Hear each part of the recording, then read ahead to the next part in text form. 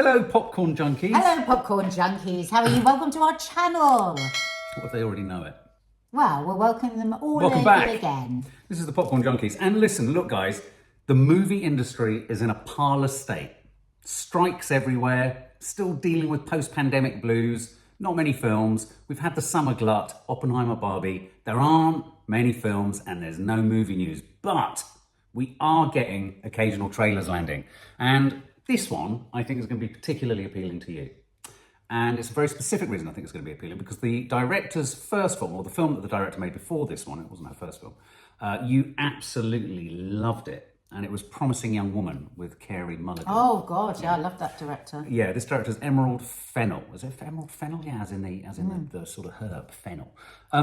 Emerald Fennell. So she's directed a new film. This is called Saltburn. Now, interesting. There is a connection here with Barbie, and the connection with Barbie is Margot Robbie, who obviously, you know, we know she was brilliant as Barbie, but she was also, you know, absolutely crucial and instrumental to getting Barbie made, getting Greta Gerwig involved. And so she's becoming an absolute powerhouse. I did say earlier this year that she needed to get a hit with Barbie to kind of turn a corner, because a couple of her recent films haven't done too well. So she's got producer chops. She's the producer of this new film called Saltburn, directed by Emerald Fennell. Yeah. Executive, well, producer. She's a producer, co-producer. Yeah, but executive producer means you're not really there. She's a producer, okay? If we want to get down to the strict brass tacks, No, she's but a executive producer usually means that you're raising all the money and doing all that. She's but the producer. She's a producer there on the movie. She's a producer. Okay. Yeah, she's involved in the creative decision-making, probably getting Emerald Fennell. Also, the cast is sensational. Carey Mulligan is in there again. I love her. Richard E. Grant is in there. Oh, Richard. We love you, Richard. But the stars, the lead actors, we've got Barry Keoghan, hot off the Banshees of Inisherin. Cracking young actor, brilliant young Irish actor. We've got Jacob Elordi, who you will know from Euphoria, the very pretty boy who's also playing, patronising, pretty boy, pretty actor, very gorgeous looking. But he's also soon to be seen in Priscilla playing Elvis in the new Sofia Coppola film. So we've got Barry Keoghan, we've got Jacob Elordi. It's set within, I think it's set within the upper classes, the upper echelons, if you like. And it follows Barry Keoghan's character, who's a young student, becomes infatuated with his aristocratic schoolmate. So, you know, we've got romance, we've got poshness. Promising Young Woman was a sensational film. I like the way it was shot. I like the way it was executed. It felt like it was the arrival of a new voice. But some people really didn't like it. Well, God knows why. I know. But that's the way she approached all that violence and sexual violence, and it had a woman's touch. You knew a woman had directed that film. Yeah, and she didn't have to show everything. This film, I mustn't forget, also stars Rosamund Pike. Oh, nice. Tux. Thank you. Wow, it's a rental, right? Yeah.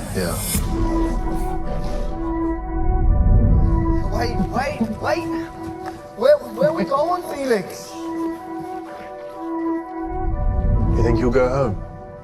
Honestly, home doesn't mean the same for me as it does for you, Felix. Well, why don't you come home with me? Come to Saltburn.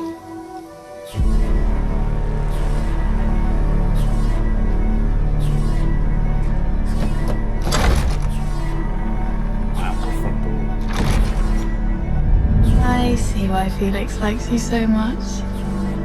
You're so, real. Oliver, I have a complete and utter horror of ugliness. Ever since I was very young. I don't know why. Maybe because you're a terrible person. Lots of people get lost in Saltburn. This place, it's not for you. I can honestly say that these last few months have been the happiest of my life.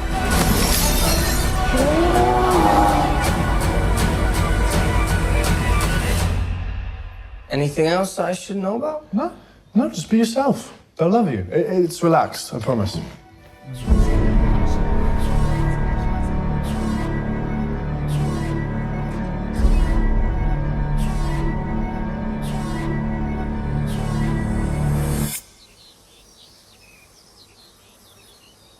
Wow, I was getting what was the Bride's Head, Another Country. First shot, I went Rupert Everett, Brighthead revisited. First shot, my God, the planes of his face. That was like revisiting Rupert really Everett. was, And I yeah, went, God, do you know how beautiful Rupert Everett was? I thought I was going to die. I just thought he was just the most beautiful man that ever lived. I think there's always a danger when you do something that's Rupert. so definitely parked within affluence. That's her background. But that is her background. That's the and what character's she's background. been attacked for, hasn't she? It's interesting. But what I think is universal in what I think is happening here is the imposter syndrome, someone coming into a culture, a world, a community. Which is always fascinating, Yeah, because that he doesn't everybody belong has it. to. And we all like to look into worlds that we know nothing about, don't we, and judge them. And we hope that these very wealthy and privileged people are all going to be fucking horrible, because otherwise we can't bear it. Can't bear it, exactly. No, but I thought it was really interesting and telling that the very first sentence in the trailer, often what you're looking for in a trailer is a shot, a line, a moment, or a series of moments that encapsulate the whole film but don't blow the whole sort of wad, if you like. And I thought the way they did that was very much in that opening line of, like, I like your suit, it's rented, right? I remember that being said to me at the first and only ball I ever went to at university, and I felt crushed that I didn't have my own suit and I'd had to rent it. Well, for I'm Moss sorry, Cross at that and all age, kind of if stuff. you've got your own fucking tuxedo, you're a bit of a sad fuck. Yeah, but that's what I'm saying. But I do think, again, I just think that's something that, even though it might be, God, look, go to Saltburn, go to your friend's house, and do you see the side of the front door is the size of his? Saltburn? I don't know, babe. Is that a made-up place? I don't know, babe. That front door is the size of a house. I mean, I remember going. Couldn't get cosy somewhere like that. Well, like that guy, the butler said, everyone gets lost in Do you Saltburn. think Rosamund Pike was about to call him ugly? I don't know. I think he's going to have a tough time. And did you see? And of course, he's in love with a beautiful man. Yeah. And did you see his accent was great, Jacob Elordi's, wasn't it? And did you see parked in there Richard E. Grant, like the Screaming Pope by Francis Bacon, screaming in red at the table? Did you see him? No. Yeah. There was a moment where there was a shot of a man screaming at a table, and I'm going to find it for you. It was Richard E. Grant.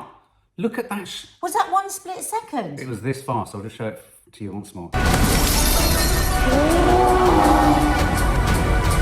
Oh! Was a split second. So he's going to be the dad, the mad Oh, count. it gives me goosebumps. I can't wait. And look at that dress. Gives my me God. absolute goosebumps. Right, when is it on? I can't remember. I What need did it to say at book the it. end? Yeah. November the 24th, just after our birthdays. Oh, that is everything that I love. I haven't seen anything like that in ages. No, we I need haven't. a bit of push. Absolutely. And Barry Keoghan, he doesn't have to do anything to break I'm my a bit heart. scared about watching him because he breaks my heart a bit too much. Same.